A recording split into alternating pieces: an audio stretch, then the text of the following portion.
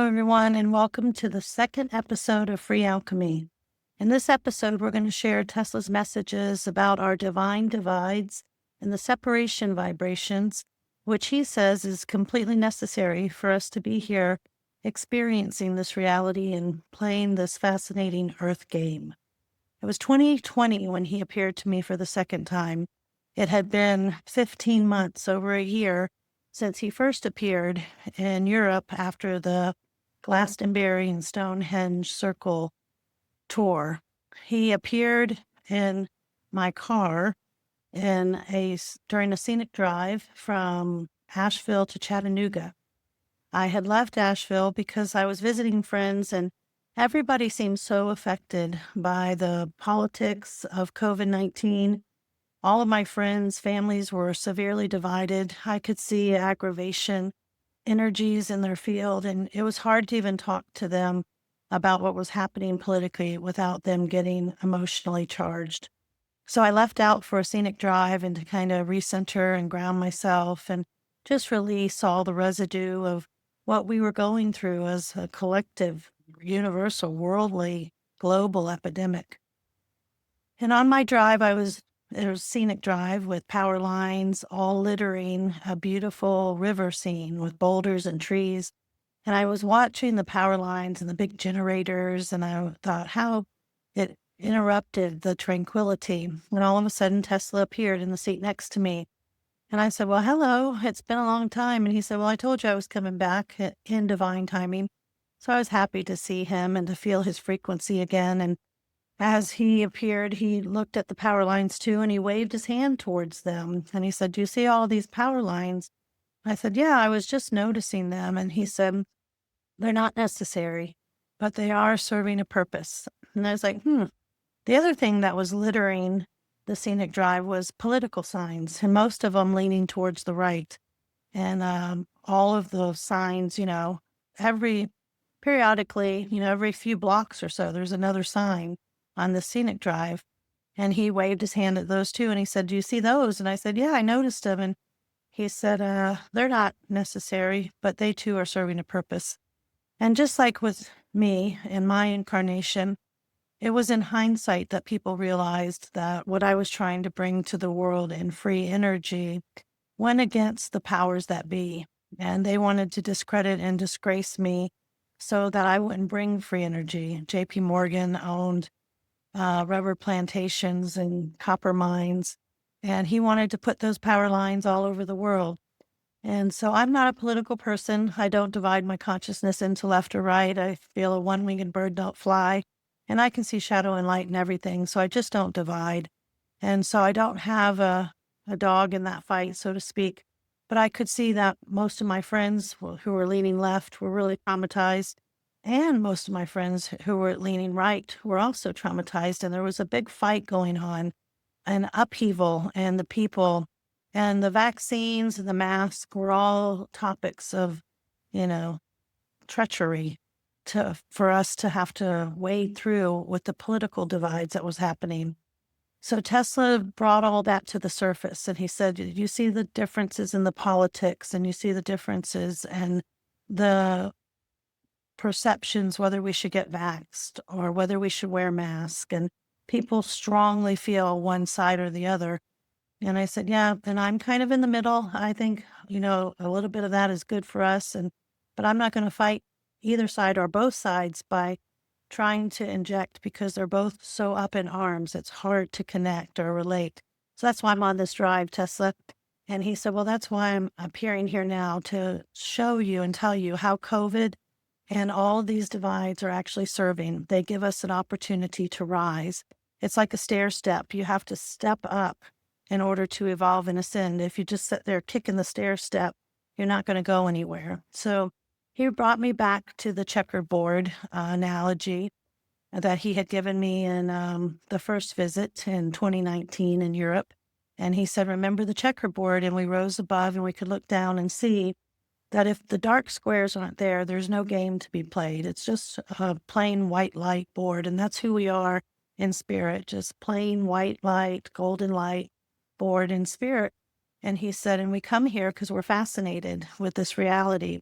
we're fascinated with the ability to slow down our limitless frequency, to tamper it down into a realm of duality where things materialize much more slowly.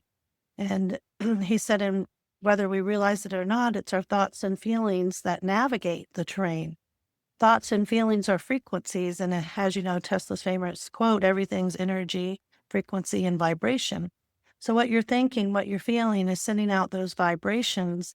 And then it calls back like a boomerang or an echo from you into the universe and brings back the experiences that you exude or emit. So he said, the way that the divides are serving is there has to be a polarity in order for this reality of duality to exist. And as souls, we agreed to come here eagerly. Nobody is on a life sentence because they weren't good or they haven't racked up enough virtue points or they want to incarnate somewhere else, which is easier. We come here eagerly, like we would go into a house of make-believe at the carnival or, play a virtual reality game. We take on an avatar. And so we come here and we want to play this game. We want to eat ice cream and pizza. We want to hug. We want to love. We want to do all the things that this wonderful tactile suit enables us to do. And in order to lower our consciousness and our limitlessness into this experience, we agree to take on certain beliefs before we arrive that allow us to kind of put on the virtual reality goggles and take our roles, create these avatars and live these lives of duality. And he said some of the common things that we take on are you male or female in your physical body? And are you black, brown, yellow, red, or white? Things that divide. Do you speak English, Greek, Italian, Spanish? So languages. Are you born into a Christian, Muslim, Jewish, Hindu family as your religion? So these are all things that we choose, kind of like picking college courses in a curriculum. We choose the things that we want to embody and experience that will create division so that we can experience ourselves in a divided reality. And we come into the family, we take on the religious beliefs, we recognize our language, our anatomy, even our sexual preferences, things that really divide us. These are kind of standard factory settings. And then we go about creating more separation. Which team do you believe? I'm from Florida. Are you a Gator or a Seminole?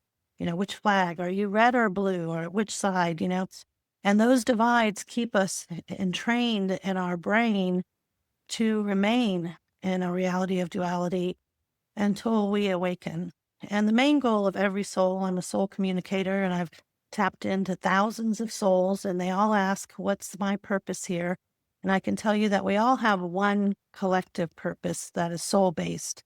And then we have many different purposes that are individual based. We are the self and the soul. It's another beautiful day in paradox. We're paradoxical beings because we're eternally mortal, everlasting souls, and we're temporary, fluctuating, fragile humans. So that's a paradox, a dichotomy inside of us until we learn to balance and harmonize it and create a relationship between those polarities. And it's the same with every other type of polarity. As long as you keep them divided as extreme differences, opposites in opposition, you're trapped in the condition of duality. But when you start to harmonize the polarities and create a harmonious wave between them, that the polarities can still exist, but they don't have to conflict. We can have contrast without confliction. Like a rainbow, all the colors contrast, but they don't conflict. Or the different flowers in a bouquet, they can contrast, but they're not in confliction. So he showed me the checkerboard and said, it's a wonderful game to be played, but you have to agree to abide by the rules. And the rules are you come in a divisive state, but you have the opportunity to awaken and to realize that you are the dreamer inside the dream and to begin building a harmonious wave between the extremes and melting the polarities that cause all the suffering and create that harmony. And the first polarity, he said, to divide is between you and your own soul, yourself and your soul. And I've been doing that with people for 25 years, helping them harmonize with their soul, get to know their soul, build a relationship, because that part of us that's inside this virtual reality, inside this matrix, the boots on the ground human, would benefit greatly from knowing the part of them that exists outside of the matrix. The soul, the eternal everlasting, that has your back, that's orchestrating and organizing things for your best and highest good, and also for your growth. And growth usually comes from challenge, like the obstacle course, the boot camp. Growth doesn't come when everything's peachy keen. We have no desire to change things. So he took me into that place and said, first and foremost, harmonize between self and soul, and to collapse those polarities, that they're two drastically different things. They're two ends of a spectrum. And so are other things like love and fear, or joy and sadness. And so if we allow the polarities to exist, it's not about changing the game, changing the matrix, changing the simulation, changing the virtual reality. That's why we came. It's not taken upon ourselves to go out and change the game and change the world. It's about changing how we respond to it. And so if we look at it like polarity has to exist, duality has to exist, the checkerboard, the dark and the shadow and the light squares have to exist. But what do I want my role to be in it? Well, if you're interested in evolving, ascension, growth, evolution, to become in harmony with those polarities, to rise above them, to see the checkerboard for what it is. And whatever way that shadow is showing up in your life, it could be a political figure, it could be your mother-in-law, it could be your boss, it could be a diagnosis, a divorce. Whatever way that it's showing up in your life, you have the opportunity to accept it and allow it to be, so that you can learn from it. Whenever you get in resistance, you're trapped in it. So he said, first step is to accept it, and to accept that the shadow has to show up here some way in order for the game to be played. And so some of the big things that we do that keep us trapped there is our fears and insecurities, that we project outwardly. We're not safe. We're abandoned here. We have to do it all on our own. The second one is judgment, and we judge ourselves oftentimes more harshly than we judge everyone else. Our judgments keep us separate. Whatever's keeping you separate from the source, the creator, the all that is keeping you separate from everyone else too. So that relationship with that creative life force, whatever you call it, some call it God, some call it universal energy or chi. Do you have a relationship with that? Do you have a relationship with your soul? And can you accept that the shadow has to exist here? And however it shows up, it's to teach you something. And if you give up the resistance, that's my number one spiritual philosophy practice tool that I use, to resist nothing. Because if it's showing up, I trust that my soul's orchestrating this, and that somehow it's a gift. There is a silver lining. There is a rainbow in the storm. There is a treasure buried beneath all the darkness.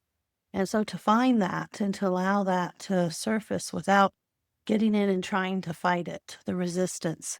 So give up resistance, accept that it's here. The shadow's supposed to appear. It's part of the game. It's not our job to change the game. It's our job to just choose how we wish to play. And the second one is to allow it to be. Sit on the side of the river and watch the stream. Watch it so that you can learn from it, instead of jumping in the river and trying to get the current to go where you want it to go. So those are the two big things: to release fear, judgment. Do you have a fear that a certain political leader is going to take over the world and, you're going to suffer? Well, that's not happening now, is it? It's not happening directly to you. What is your daily life like without knowledge of politics, without knowing what the news wishes to infuse in you? We're like tuning forks. And if you're tuning in to a station, a vibration, a frequency that teaches you to hate, to target someone, to project ill will, malintent towards them, you're tuning into something that tunes you to those vibrations, and that causes you to stay in the suffering situations that duality can create. If you don't know that you can release those states and raise your vibration into acceptance, allowance, understanding, compassion, forgiveness, those are things that will set you free. And that's what Tesla's all about, free energy. And our Fibonacci spins, which he told us in episode 1, are all pinned within our chakras. spin like a Fibonacci, and they're all pinned with perceptions, beliefs, programs. I'm right, you're left, we disagree. And if you want to come unpinned within, which is what he's offering, and set yourself free so those Fibonacci's can spin freely again, and we can illuminate within and create free energy, not just externally with Tesla technology, which is going to be episode 5 of this podcast, but internally with our chakra systems, spinning so freely without judgment, without condemnation, without ridicule, without those vibrations that separate you, and instead consciously cultivating the vibrations that lift your consciousness, to shift and lift your consciousness with acceptance, compassion, understanding, allowing life to appear how it does, and then allow it to rise and subside before you decide how to proceed in your life. Whether you wish to experience the shadow and what it can bring you as a gift, or whether you wish to pivot. Pivot is a big part of what Tesla teaches too, to pivot towards what you wish to experience and let waves of grace erase that which you don't wish to experience. So to end this second episode, I'd like for us all to just close our eyes and imagine waves of grace erasing anything that's being disgraced. Let those waves of grace wash through every chakra, starting at your root and going through your sacral, your solar plexus, your heart, your throat, your brow, and all the way up. He's given me a map of human consciousness, which we'll discuss in a future episode, that shows how each chakra leads to the next and connects to higher and higher vibrations and frequencies that are meant to set us free. Frequencies that are meant to set us free. So thank you for joining me. And if you're following along and doing the meditations, you'll find that companion episode, the meditation that'll take us deeper into letting go of our divine divides and separation vibrations. And I hope that you can see them as divine divides now, instead of some evil shadow that's out to get you or out to harm the world. If it weren't for those shadows, we wouldn't exist. Everything has shadow and light. It's part of this dimension, part of this matrix. And so it is. And so it is. Thanks for joining us.